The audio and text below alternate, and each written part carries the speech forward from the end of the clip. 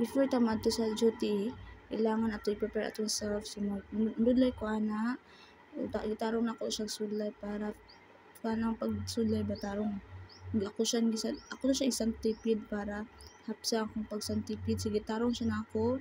Sa nag-lesson ako na, pero ako hindi siya gituan.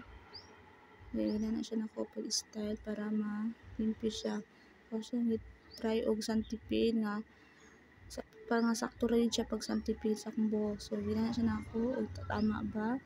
Pag-santipid. Yung muna akong process sa akong pag-santipid sa akong buhok nga pag for my own. Yan, santipid. Kadahan na sultib yun sa nako pag santipid akong buhok. So, kani akong pakita yun sa nako pag santipid nga ako ang kugulingon raw. Nagatubang ko para maklarod siya. Kada lisod naman ko na, so kung pa ko, continue pa ko magpatalikod, so makatubang ko pag santipid. Siya na ako pagkuan, santipid. Dayon, ang pinakadulo ko sa isang tipid sa dulo, din wala na siya kuan.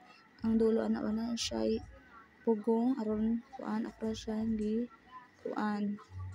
Ginaan siya na ako para, so, wala na siya ang beso. So, ako siya hindi kuan apod para kuan siya, nagbutangan siya na ako hairnet kay muna siya limpyo tanaw ni yung buhok.